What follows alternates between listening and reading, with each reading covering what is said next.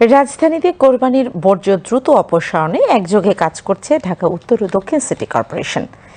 প্রায় ৩৫,০০০ জনবল, ভারী যন্ত্রপাতি ও বিশেষ তদারকি টিম নিয়ে চলছে পরিচ্ছন্নতা অভিযান।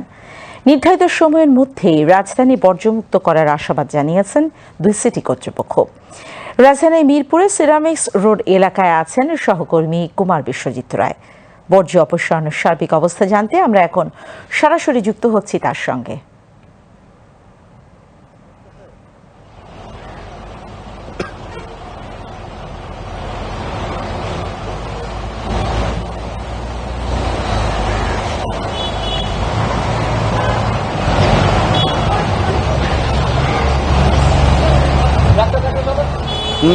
স্বর্ণা আপনাকে ধন্যবাদ। আপনি যেমনটা আসলে বলছিলেন যে দুই সিটি কর্পোরেশন আজকে দুপুর 12টা থেকে তারা তাদের যে ঈদ উপলক্ষে যে কোরবানিগুলো হয়েছে সেই কোরবানির বর্জ্য অপসারণের জন্য আসলে মাঠে নেমে গেছেন। তাদের যে কর্মীরা রয়েছেন প্রায় 29,500 পরিচ্ছন্নতা কর্মী মাঠে এই মুহূর্তে কাজ করছেন, খুবই জোরে সোরে কাজ করছেন। আমরা সারা ঢাকা শহরের এই প্রান্ত থেকে ওই প্রান্তে আমরা ঘুরে বেরিয়েছি, দেখেছি আমরা যে অলিগলি থেকে যে বর্জ্যগুলো রয়েছে সেই বর্জ্য তারা পরিষ্কার পরিচ্ছন্ন করছেন, এক জায়গা থেকে অন্য জায়গায় নিয়ে যাচ্ছেন। আপনি নিশ্চয়ই দেখতে পাচ্ছেন আমি সিরামিক রোডের একটি যে STS রয়েছে, সেকেন্ডারি ট্রান্সফার স্টেশন, সেই স্টেশনে আপনি দেখতে পাচ্ছেন নিশ্চয়ই এখানে বড় ধরনের ড্রাম ট্রাক রয়েছে, একই সাথে ভ্যান, পিকআপ সহ আরও অন্যান্য ভারী যন্ত্রপাতির মাধ্যমে যে বিভিন্ন অলিগলি থেকে যে বর্জ্যগুলো রয়েছে সেই বর্জ্যগুলো ভ্যান গাড়িতে এবং ছোট ছোট পিকআপের মাধ্যমে কয়েকটি অস্থায়ী পয়েন্টে তারা একসাথে করছেন এবং সেখান থেকে বড় যে ড্রাম ট্রাক রয়েছে, যে ট্রাকটি আপনারা দেখতে পাচ্ছেন নিশ্চয়ই,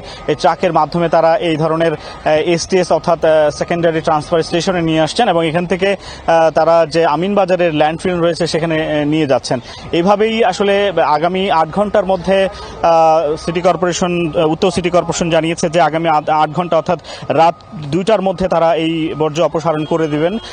আজকে যে ঈদের দিনে যে কোরবানিগুলো হয়েছে, আমরা জানতে পেরেছি যে এইবারের এই কোরবানিতে আমরা জানতে পেরেছি যে রাজধানীতে প্রায় 7 লাখের মতো কোরবানি হবে এবং সেখান থেকে প্রায় 55,000 টন বর্জ্য উৎপন্ন হওয়ার আশা করছে আসলে সিটি কর্পোরেশন, দুই সিটি কর্পোরেশন। সেখান থেকে তারা কিভাবে এই বর্জ্যগুলো অপসারণ করছেন আমরা সেটা মাঠে সরাসরি পর্যবেক্ষণ করছিলাম। এই মুহূর্তে আমি ঢাকা উত্তর সিটি কর্পোরেশনের অতিরিক্ত প্রধান বর্জ্য কর্মকর্তা মোহাম্মদ আরিফুর রহমানের সাথে কথা বলবো। আপনি আমাকে একটু জানাবেন যে আসলে আপনারা যে পরিকল্পনা নিয়ে কাজ করছেন কি অবস্থা? আপনাকে অসংখ্য ধন্যবাদ। আমরা জানেন যে আমাদের প্রতিদিন হচ্ছে ঢাকা উত্তর সিটি কর্পোরেশনের রেগুলার 4,000 টন বর্জ্য উৎপন্ন হয়, আর আমাদের কুরবানি উপলক্ষে আমরা আশা করছি যে আমাদের প্রথম দিনে 12,000 টনের উপরে হচ্ছে বর্জ্য উৎপন্ন হবে। তো আমরা এই বর্জ্য অপসারণের জন্য আমাদের ঢাকা উত্তর সিটি কর্পোরেশনে থেকে আমাদের যে পরিচ্ছন্নতা কর্মী রয়েছে এখানে 6,200-র উপর পরিচ্ছন্নতা কর্মী আমাদের আজকে বিভিন্ন মাঠে কাজ করছে। এছাড়া 705টি যানবাহন, আমাদের vehicle loader, payloader, dump truck সহ পানি ছিটানোর জন্য পানি ছিটানো যন্ত্র সহ এরকম 705টি যানবাহন ঢাকা উত্তর সিটি কর্পোরেশনে কাজ করছে।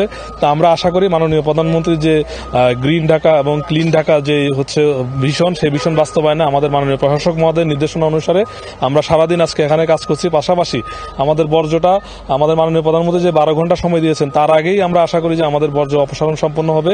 এই জন্য আমাদের প্রত্যেকটি অলিগলি থেকে শুরু করে আমাদের যে ল্যান্ডফিল রয়েছে আমিনবাজার, সেখানেও আমাদের পর্যাপ্ত প্রস্তুতি রয়েছে যাতে আমরা নির্ধারিত সময়ের মধ্যে আমাদের বর্জ্যটা অপসারণ করতে পারি। ঢাকা উত্তর সিটি কর্পোরেশন 8 ঘন্টা সময় দিয়েছে নিশ্চয়ই নাকি?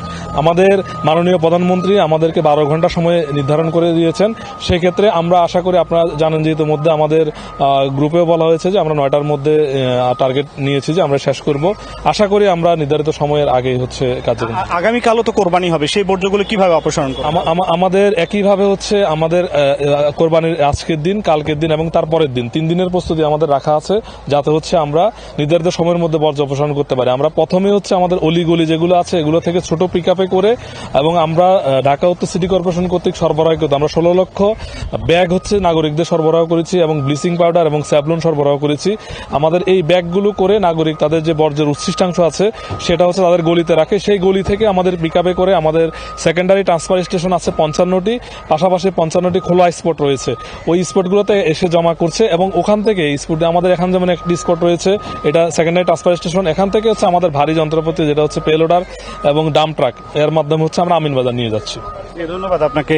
শুনতে পেলেন স্বর্ণা যে আসলে এখানে যারা সংশ্লিষ্ট কর্মকর্তা রয়েছেন তারাও বলছেন যে তারা খুবই অ্যাক্টিভলি কাজ করছেন এবং তাদের এই কর্মকাণ্ডের মাধ্যমে আশা করা যায় যে আগামী যে নির্দিষ্ট তারা পরিকল্পনা মাফিক যে সময় দিয়েছেন সে সময়ের মধ্যে নিশ্চয়ই তারা বর্জ্য অপসারণ করতে পারবেন এবং গ্রিন ঢাকা ক্লিন ঢাকার যে পরিকল্পনা সেটিও তারা বাস্তবায়ন করতে পারবেন এবং ঈদের মধ্যে এই কোরবানির ঈদে যে বর্জ্য গুলো তৈরি হবে বাড়ির আশেপাশে, তারা নাগরিকদের সাথে আমরা কথা বলেছিলাম, তারা বলেছেন যে সিটি কর্পোরেশন তাদেরকে যে ব্লিচিং পাউডার ব্যাগ সরবরাহ করেছে তার মাধ্যমে তারা যে বর্জ্যগুলো রয়েছে সেগুলো উৎপন্ন বর্জ্যগুলো ব্যাগে ভরে রেখে দিয়েছেন এবং তারা সংশ্লিষ্ট যারা পরিচ্ছন্নতা কর্মী রয়েছেন তারাও এসে সেগুলো সময় মাফিক নির্দিষ্ট যেই ভ্যান গাড়ি রয়েছে অথবা পিকআপের মাধ্যমে সংশ্লিষ্ট যে জায়গাগুলো রয়েছে নির্দিষ্ট পয়েন্ট এবং সেকেন্ডারি ট্রান্সফার স্টেশন সেখানে তারা নিয়ে যাচ্ছেন। একই সাথে তারা আমিনবাজারেও সেগুলো পাঠানোর ব্যবস্থা করেছেন। এইভাবে আসলে পরিচ্ছন্নতা কার্যক্রম চলছে। সিটি কর্পোরেশন, দুই সিটি কর্পোরেশন একসাথে কাজ করছেন। এই ছিল আমার কাছে সবশেষ। বিশ্বজিৎ, আপনাকে ধন্যবাদ।